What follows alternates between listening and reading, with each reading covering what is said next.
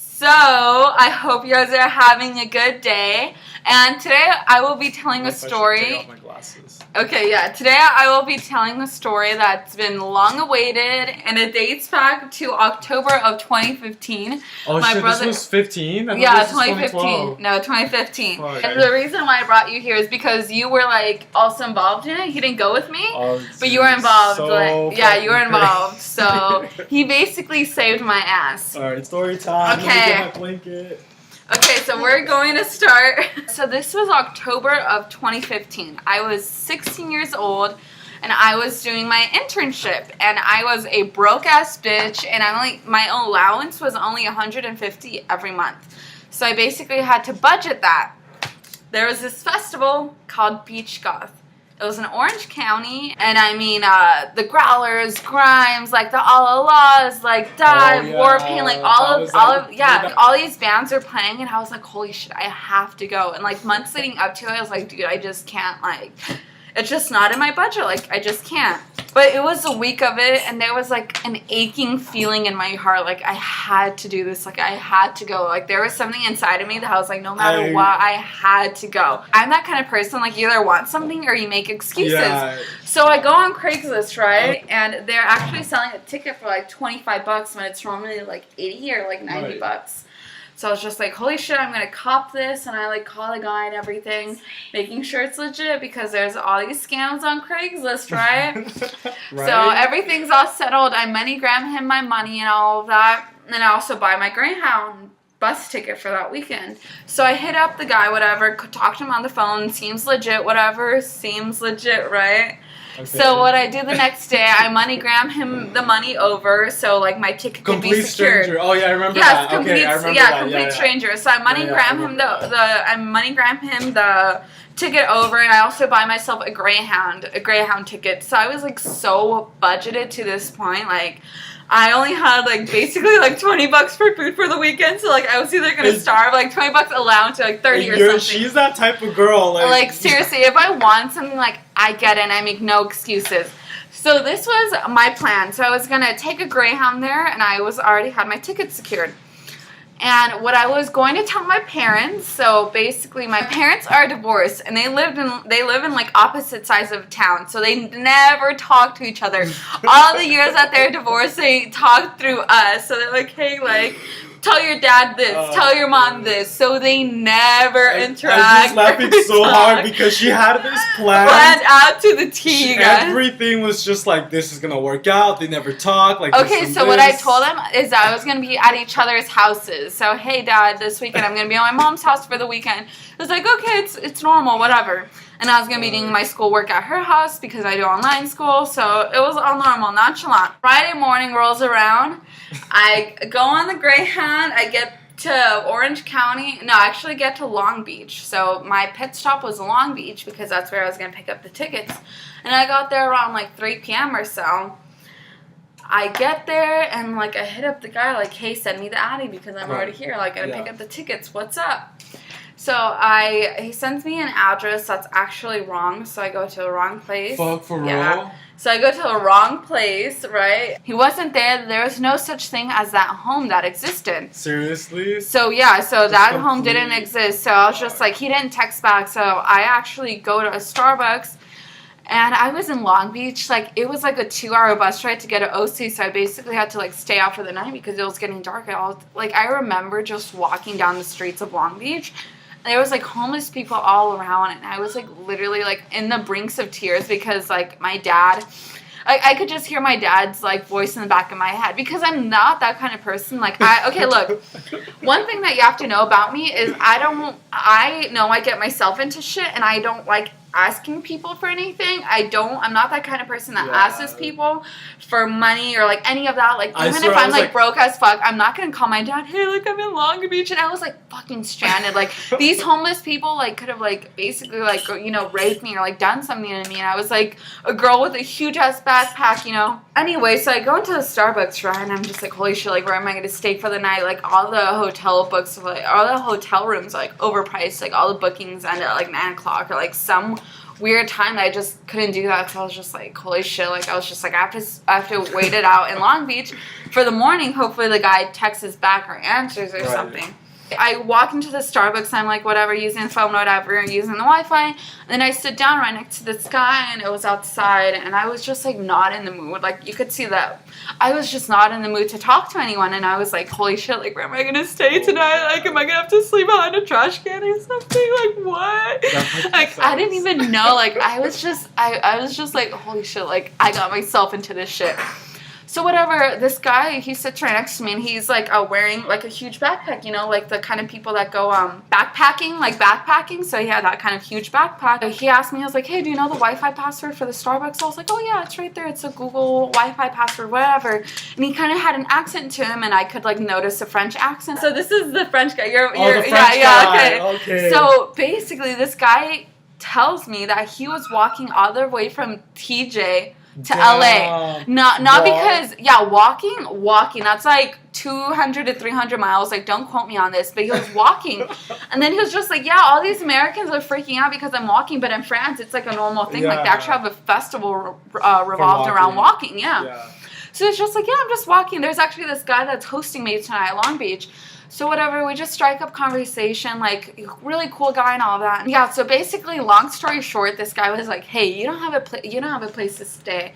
And, like, your girl, like, I don't want your safety to be on the line. Like, I know these Americans are wild and all that. So he's just like, you know what, like, let me ask the guy that is hosting me, like, if you could stay down. And I was just like, hey, like, I really appreciate it. Like, you know, you don't have to do that, but I appreciate it. And I'm that kind of person that picks up on vibes so quickly. I pick up on vibes so quickly, and I knew his intentions were, like, devious, you know, like, he had, like, the purest intentions. He was literally that kind of person that wanted to help me, and I was just like, fuck, like, I don't believe in God, but, like, fuck, like, thank you so much. Like, this guy is, like, helping me and all that. So the guy that is hosting him, like, comes to Starbucks, and, like, we just strike up conversation, all that. And before because he lived close to a Starbucks, so the first thing we did was walk to the Trader Joe's, and we walked to the Trader Joe's, like, we got our meal in for that night, and I was fucking starving. Like, I only brought, like, banana and, like, oatmeal from the house, so that was the only thing I had. I was like, holy shit, like, I'm starving and all that. This guy was so nice, because I'm not that kind of person that, like, straight up tells people, oh, I'm vegan, like, I can't eat this, but I was just like, yeah, I prefer not eating meat and all that. He's like, yeah, dude, I'm totally good with that. Like, so we get, like, soy rizo and all that, and, like, I obviously, like, pitch in for the food, because, first of all, this guy doesn't have to host me, and, like, I gave him a good amount, and, like, even if that was, like, off my budget, like, still, like, this guy's going out of his way. Like, I'm not gonna, like, lowball him, like. And it was so funny, because both of these guys, like, literally, I just knew, like, they had the purest intentions. Like, they don't want to do anything. Like, wait, it was two guys? Yeah, it was Jeff, Jeff, the guy that's hosting me, and then the French guy. No. But, like, I actually still talk to Jeff to this day. Really? And he's, like, such a cool guy. And I knew they had, like, the purest intentions, so we were just all, like, talking about stories that whole entire night. We were just talking, and, like, it was so funny, because Jeff, the guy who hosted us, like, he basically smoked us all out and all of that, and, like, the French guy, it was just so funny, like, seeing him high, and we were just talking about all these stories and all that. This is actually, Long Beach weather is so beautiful, so we left the windows open, and guess what my ass woke up with? Yeah. I woke up with so much mosquito bites all over my face, dude, all over my body. I was, like, eaten up. Like, I was eaten up by those mosquitoes. Like, mosquitoes love me. I'll just wait. They attack me. Like, mosquitoes love me, dude. Like, it's no bueno. I got a Zika. Yeah, that's right. I got Zika, bitches. Like, a motherfucking Zika. So I had to, like, cover up my face with makeup and all that. Like, I was so ugly. I was, like, sores all over. Like, I was just it was such an ugly ass pic. Like, it was not a pleasing image. So in the morning, the guy gets up. Like, this is where I have to, like, hit up the guy again and see if I could go back to his home and see if he's still there, the ticket guy. So, like, I said goodbye to them. Exactly. Because how am I supposed to go to Beach Goth without the motherfucking ticket? Like, I was not about this bullshit. Like, I was like, hey, I'm going to call the cops on you type shit. So what about the French guy? He's going so the French guy, I told him goodbye. No. This is another guy. He was just walking from LA to TJ. Damn, TJ to LA. He just wanted to host you? Yeah, no. The Jeff guy hosted both of us. Yeah, I know. That's why. Like, technically. Yeah, he just, It was just for the favor. Yeah, it was just for the favor. I head off, trying to get the ticket guy again. Could not get any hold of him. He gave me the wrong address, and I was like knocking at the wrong people's house. Yeah, and it was just like all this whole entire show. I was just like, you know what? I'm over it. Like by this time, I was like already told you the wrong address, made you go all the way down there. All the way down there, and like he just didn't reply. So he like totally like fucking finessed like all these people, whoever like buys tickets, and I was just like, you know what? This is the first time she saw me the whole story. Yeah, because it's such a long story. But okay, anyways, so what I do is I take like a 2-hour bus ride all the way to Orange County. So I'm just like so over the guy. I was like, you know what, all I have to do is get to the festival and I could finesse my way in there. Like, I don't know how I'm gonna do it, but like there was like something deeply in my core. I was like, I have to like get into that festival no matter what. Right, so I like hit up Jack. I'm like, hey, I'm on my way. So I was like on my way there while I was on the bus. Jack's the Australian you met. Yeah, okay. Exactly. So Jack. Jack. Yeah, the Australian girl. So I like hit them up, and I was like putting on sparkles like in the public bus, and I'm all like getting ready for the festival. In the bus, you're getting ready. Seriously, and I was just like getting ready and all that, putting on my earrings, like my makeup and all that, like getting ready for the festival. Like I love festivals so much. I get there and I go in at like a Burger King restaurant to like change, like a restroom to like change and all that. They basically text me, okay, this is how like I leave it all to faith and hope. Because they text me, I don't have any phone service, right? So basically... Through Wi-Fi, right? Yeah, through Wi-Fi. Okay. It's all through Wi-Fi. Yeah. So they just tell me, she's just like, hey, I know you don't have any phone service, but meet me up in the front entrance where everyone gets their ticket scanned and all that.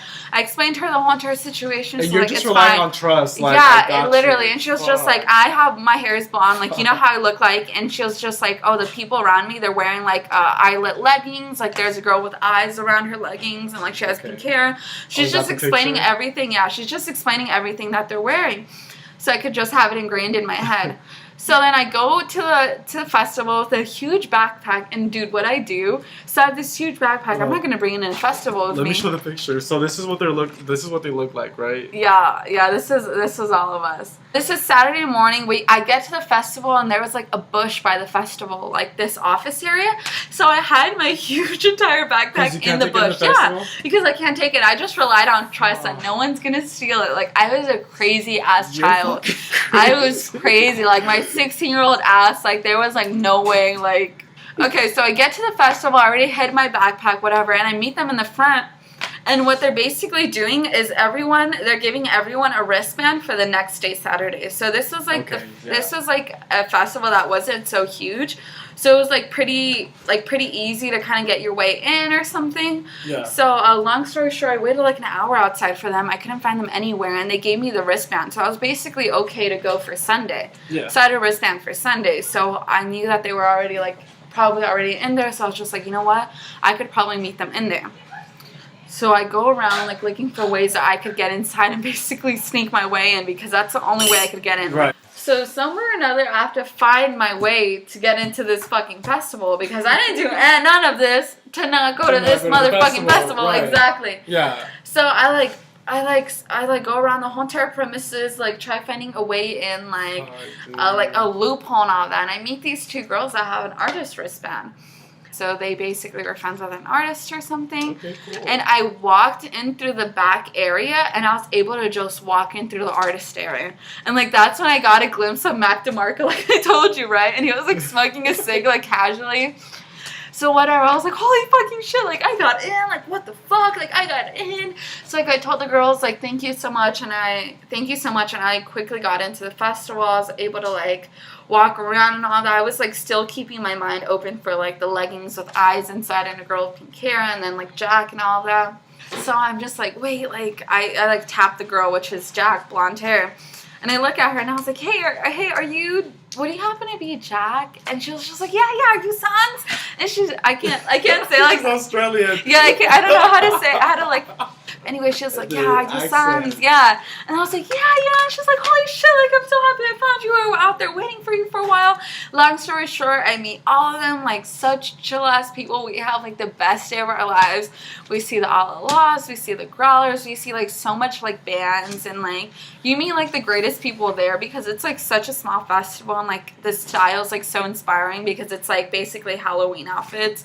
Like, people wear, like, the weirdest, like, coolest things ever, so the end of the night rolls around. We all have such a good time. There's two girls that are staying after there for like an after show or something. So the rest of us just go back to the hotel and we like stop by like a gas station or something, like stock up on some snacks and all of that. And like one of the guys, his name is Jose, and like it's so funny because all of these people have like a different backstory to them. So Jose, he was coming all the way from TJ to like come to this festival. And, like, he like, bought us, like, Subway and all that. I'm just like, holy shit, like, you don't have to. And, like, they didn't know that, like, I literally, like, couldn't even afford to, like, buy myself food because I was, like, such on a strict budget. I was basically, like, I'm basically going to starve myself because I really want to go to this festival. So I was, like, okay with that, whatever. But he bought me Subway. We all had such a chill time. Like, we all, like, this was actually us in bed. And this was, the first night, Saturday at the hotel room, and we were all just chilling. Sunday rolls around, and there's a morning breakfast, and I have never ate so much because I know I had to like basically eat for the winter, Right. basically for hibernation because I wasn't gonna eat the whole entire day. Like I ate so fucking much. We're so excited for this last day, and basically everyone was taking shots, and I chose not to take shots because Right. I would rather take. This was a stage in my life where I was like, no alcohol, like sober, like I'd rather yeah, do yeah. drugs. I'll tell you that came out of like yeah, that was unexpected, the whole entire fucking acid falling. thing. But basically, like everyone was like taking like pure vodka shots and all that. Like everyone, I was like, holy shit! Like, are you guys sure? Like, you guys want to drink this much? And me, Marina, Sam, Jack, Jenna, and Alex. So 5, 6, 7. Guys. Yeah, so 7 of us, and all these Uber cars only had 6 people. So basically, our first Uber driver canceled and all of that. So we just couldn't take an Uber. Everyone's pretty tipsy. So what me and my friend Sam do, like we basically go all around the gas station. We ask people with big trucks if they could give us a ride to a festival that's like a mile away. We'll give them money, right? We'll give them money for their gas. We all saw these people, no. And then this guy, he says yes. He was like a cool young guy. And he was just like, yeah. And he was just like, yeah, like, I'll take you guys. Like, I have this huge-ass truck. I live right around the corner, so I'll go bring it. I'll pick you guys up. And then we're just like, okay, well, we'll be right here and everything, like, thinking that he won't come through. He literally came through with a huge-ass truck 5 minutes later, and all of us had to, like, ride in the back, right? So So this was a photo, and we all had to ride in the back, and like all of us, and then Jose was giving directions to the actual festival. That was this huge ass truck. There was like so much like cleaning supplies in the back. So this guy was so cool. Like he didn't even want gas money. Like he didn't even want that. It was just like, no, you guys, like you keep it to yourself. Like no, he's like, you keep it to yourself. Like I just wanted to give you guys a ride and all that. You guys are so chill. You guys are so cool. Such cool people. So we enter the festival, we're all running to get to, like, our favorite artist. Like, I think it was a Dive that was already playing that early morning. Yeah. Like, it was around 12 or 1.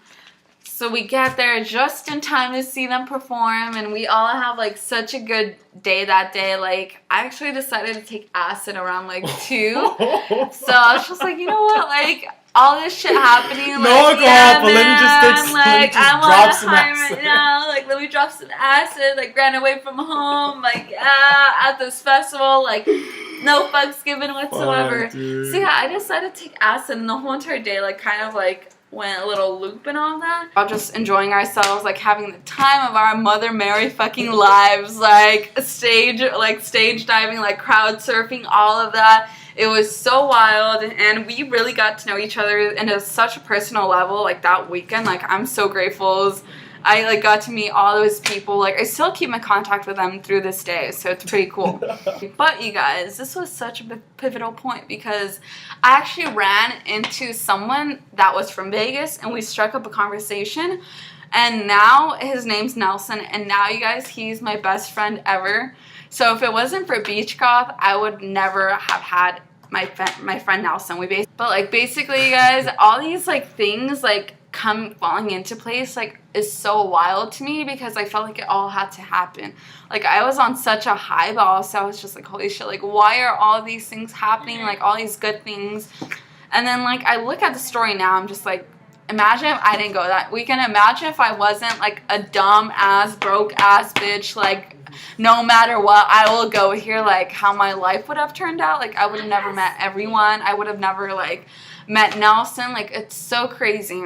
It was seriously like all these events taking place were so fucking crazy. And then that morning, so I was texting her. Yeah, the next morning, I'm like, you have to be home. This is Monday morning now. Yeah, Monday morning, I'm like, you have to be home by today because my dad is gonna like he knows something is crazy. Something's fishy, dude. Something's fishy. He knows something's up. He's gonna find out sooner or later. So she was like, she was texting me. She's like, I'm on my way. I'm on my way. Yeah. And she finally got there, and I was picking her up at the Queens, was it, downtown? Yeah. And the first thing I see is just her covered in like mosquito bites. Mosquito bites. Like, all these bumps all over. I looked so fucked up. Like, I was on something. She looked like she was fucked up, and I'm like, seriously, dude. like I had a long fucking weekend. You looked fucked up. You look like you're on some drugs. And I'm like, and I looked at her, I'm like, are you on drugs? And then she's like, no. I just had a long fucking weekend, dude. So I'm like, get in the car and tell me this whole story. Yeah, dude. She's like, I'm gonna go to sleep, and I'm just gonna tell you the story later. But we were trying so hard, like I covered her ass so well. Seriously, like, yeah, you're literally like my ride or die. Like he was there for the weekend, and it was so funny because when I got to Vegas, like there's a homeless woman asking like for money, right? And I reached into my pocket, and what do I take out? 50 cents. So dude, I made it through the whole entire week, and I came back with 50 cents. The entire week, crazy ass fucking week makes it back with 50 cents. I remember she was telling me that. She's like, look, this is all I came home with. And it's like, I did all of that, 50 cents. I gave it to the lady. I'm just like, that's all I have. I'm sorry, man. Dude, she was so but funny. I was able to make it. And, dude, I seriously think about the story. And it was not only a pivotal point in my life because it, like, instilled, like, so much self-confidence that you should, like, kind of, like, follow, like, your intuition. But also, like, not, like, I would obviously not recommend anyone to do this, like, go out, like, being broke as fuck, like, running away. No, to be honest, when you had it, well, you know what? When you came back, it was, like, a challenge. And when you came back, it was, like, mission accomplished, challenge complete.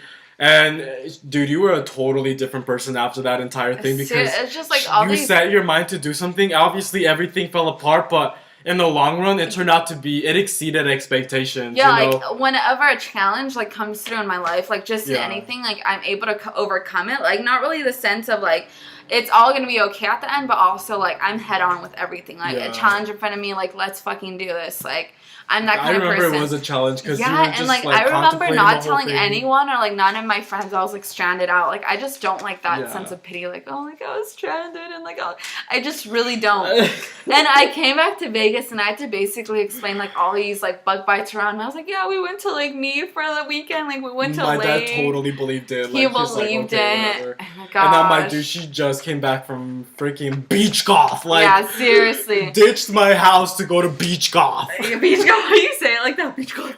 What's your favorite festival that you've gone to? Your top favorite? This one was one of the most memorable, obviously, that you've had. But tell us your memorable festival story. We love hearing. Would you guys be as daring as me? Like, what would you we guys love do in hearing this all about situation? festivals. Tell us your favorite festival.